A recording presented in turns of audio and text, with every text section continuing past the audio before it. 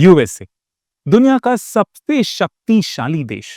लेकिन अगर हम पूछे कि ऐसी क्या चीज है जो उसको अलग बनाती है, the symbol of American military, तो ये पीछे जो इमेज है, ये पूरा यूएस का नेवल फ्लोटिला, ये बनाता है यूनाइटेड स्टेट्स ऑफ अमेरिका को सबसे ज्यादा फियरसम पावर।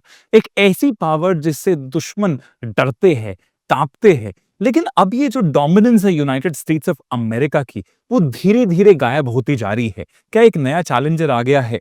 जी हाँ, यूनाइटेड स्टेट्स ऑफ अमेरिका इस समय अपने सबसे बड़े थ्रेट का सामना कर रहा है। एक नियर पियर कंपेटिटर जो ना इंपीरियल जापान जैसा है, ना सोवियत यूनियन जैसा है, बड़ा ही खतरनाक दुश्मन है, वो है चाइना। बिकॉज चाइना ने बेसिकली फोकस करा है अपनी नेवल कैपेबिलिटीज पर।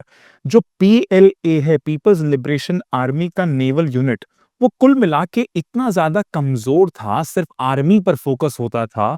उसकी जो नेवी थी वो सिर्फ कोस्ट की रक्षा करने के लिए बनी थी। आज वो एशिया पैसिफिक यानी इंडो पैसिफिक में सबसे ज्यादा स्ट्रॉन्गेस्ट मिलिट्री पावर बनकर उभरी है, जहां तक उसने यूएस को भी पीछे छोड़ दिया है। और ये इसलिए बिकॉज जो लीडर्स है चाइना के, उन्होंने फोकस करा कि अगर मेरा देश का असली के अंदर आप रिजुविनेशन चाहते हो, एक पावरफुल चाइना बनाना चाहते हो 2049 तक, कि कोई हमें चैलेंज नहीं करे, हम पूरे एशिया के अंदर पुराने जमाने की तरह डोमिनेट करे, तो आपको फोकस करना पड़ेगा पीपल्स लिबरेशन आर्मी नेवी पर। और यही चाइना के लीडर्स ने करा, खूब सारा पैसा विद प्रायोरिटी डाला। रिजल्ट ये है, चाइनीज वॉरशिप्स बेसिकली आज दुनिया में सबसे बड़ी नेवल वॉरशिप्स बना रही है, और सबसे ज्यादा संख्या भी इन्हीं के पास है।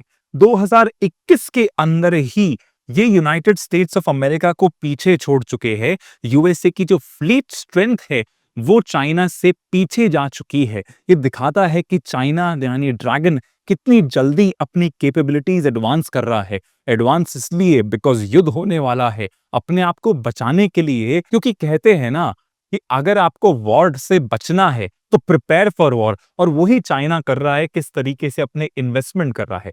आज चाइना के पास सबसे बड़ी लार्जेस्ट मैरिटाइम फोर्स है। यूनाइटेड स्टेट्स ऑफ अमेरिका के पास तो टोटल शिप नंबर कितना है? 234 है। 219 हुआ करता था, और चाइना अपनी सारी कैपेबिलिटीज को अगर मिला ले तो 400 से ज्यादा उसके पास नेवल कॉम्बैटेंट सरफेस वेसल्स है। ये वेसल्स बड़े खतरनाक है, और इसमें तो हम लोगों ने चाइनीज पीपल लिबरेशन का जो मैरिटाइम मिलिशिया है, जो सो कॉल्ड सिविलियन शिप्स है, हमने तो उनको गिना ही नहीं। कोस्ट गार्ड शिप्स तक को नहीं गिरा। ये दिखाता है कि किस तरीके से प्लान कितना ज्यादा आगे बढ़ती जा रही है in comparison to the US Navy. और ये दिख रहा है कि कैसे वो कॉर्वेट से लेके फ्रिगेट्स वगैरह में इन्वेस्ट करते जा रही है। और ये जो नंबर है यूएस का, कि देखिए हमारे पास तो 290 शिप्स है इन टोटल।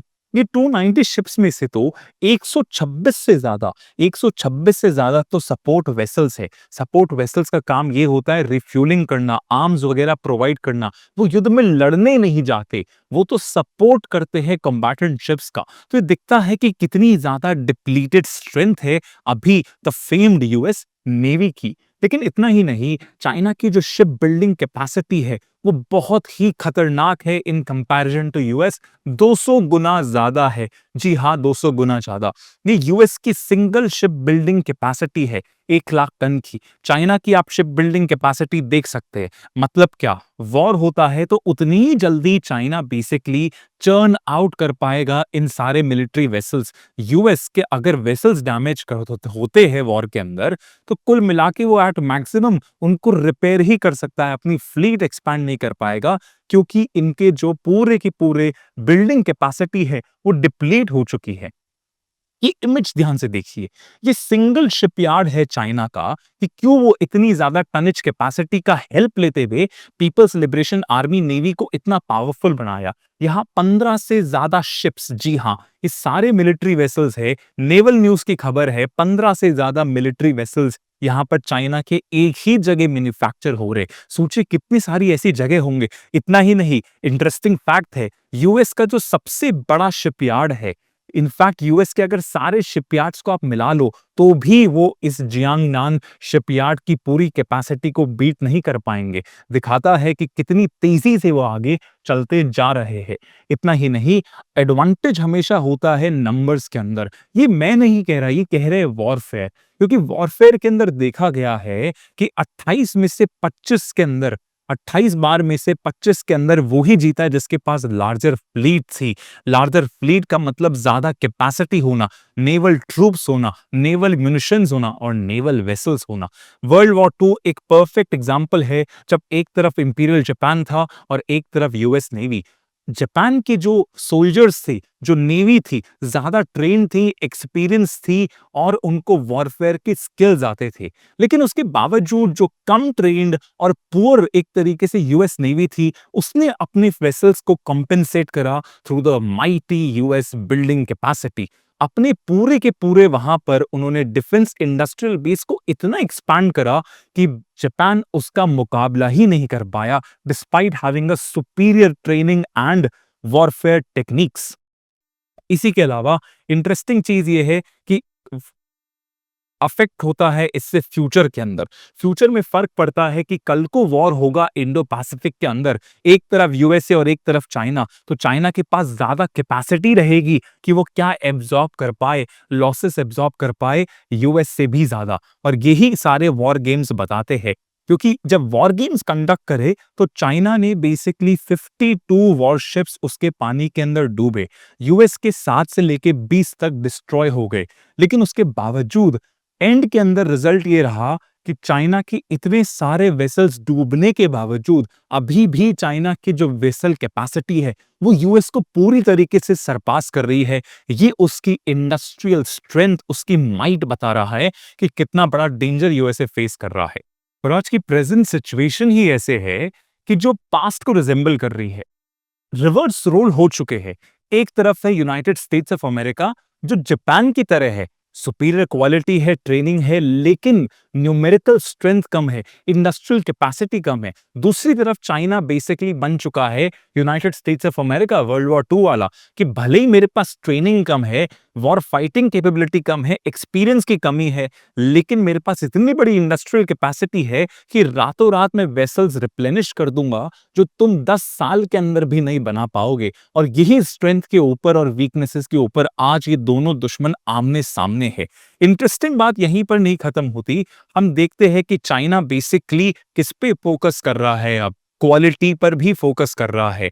ये बात सही है कि यूनाइटेड स्टेट्स ऑफ अमेरिका के पास बहुत शानदार क्वालिटी वाले प्रोडक्ट्स होते हैं, लेकिन चाइना कोई चीप कॉपीज नहीं बना रहा, वो गया जमाना। कई बार आपको देखने को मिलेगा कि यूएस की खुद की नेवल इंटेलिजेंस रिपोर्ट ने कहा है कि चाइना अब हमसे अच्छे या हमारे जितने ही अच्छे वेपन्स बना रहा है।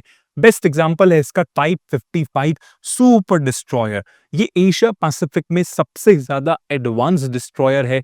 इतनी क्रूज मिसाइल से लेकर टॉर्पीडोज ये कैरी कर सकता है जितना यूएस से भी नहीं कर पा रहा। तो ये दिखा रहा है कि चाइना की इंडस्ट्रियल कैपेसिटी के साथ क्वालिटी पर भी कोई कॉम्प्रोमाइज नहीं है, which rings alarm bells for United States of America. और तो और बीजिंग साथ ही के अंदर वेसल्स के अलावा वो अपनी कोर वीकनेस जो है सबमरीन्स पर भी ध्यान दे रहा है। वो एयरक्राफ्ट कैरियर्स बना रहा है जिसके अंदर इलेक्ट्रोमैग्नेटिक कैटपुल्ट्स लगे हुए हैं जो सेम यूएस नेवी के अंदर लगे हुए हैं।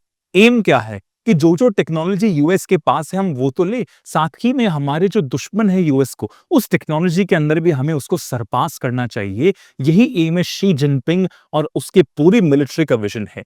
और चाइना की इतनी ज्यादा कैपेसिटी सिर्फ वेसल्स को लेकर नहीं है, वो एम्यूनिशन को भी लेकर है। कल को जितनी भी ज्यादा मिसाइल्स, टॉर्पीडोज, आपके जो गन्स और वेपन्स प्रोड्यूस होंगे, उसके फटाफट गोला बारूद भी जल्द से जल्द ये लोग रिप्लेनिश कर पाएंगे। यूएस नहीं कर पाएगा, इंडस्ट्रियल कैपेसिटी नहीं है। ये तो रशिया यूक्रेन वॉर ने ही बता दिया। और यूएस की चिंता और ज्यादा बढ़ती जा रही है बिकॉज ये जो पावर बैलेंस है ये इम्बैलेंस की तरफ होता जा रहा है, वहां पे डिस्टर्ब हो गया। ये पीछे जो इमेज देख रहे हैं, इतना बड़ा आपको ये जो चीज दिख रही है, ये दिखा रहा है कि किस तरीके से चाइना ताइवान की इन्वेजन के लिए प्लान कर रहा है। इसे कहते हैं बार्च। एक पुल बनाया जा रहा है तो सीधे यहाँ पर जो टफ बीचेस होते हैं, जिन पे उतरना मुमकिन नहीं होता, बड़े बड़े टैंक्स और आपके बाकी एयरक्राफ्ट, इन सब चीजों का, उनके लिए यहाँ पर स्पेशली एक 800 मीटर से लेकर किलोमीटर तक का ब्रिज बनाया जा रहा है, ताकि जो बाहरी वाहन है, टैंक से लेकर एपीसीज वगैरह, यहां पर उतारी जा सके और ताइवान को कमजोर कर दिया जा सके। इसका मतलब यह है कि जो ताइवान के नेचुरल डिफेंसेस है, उसको लेकर भी चाइना अपनी मिलिट्री कैपेसिटी और इनोवेशन को लेकर तोड़ने की कोशिश कर रहा है, जो बहुत ज्यादा गड़बड़ की बात है।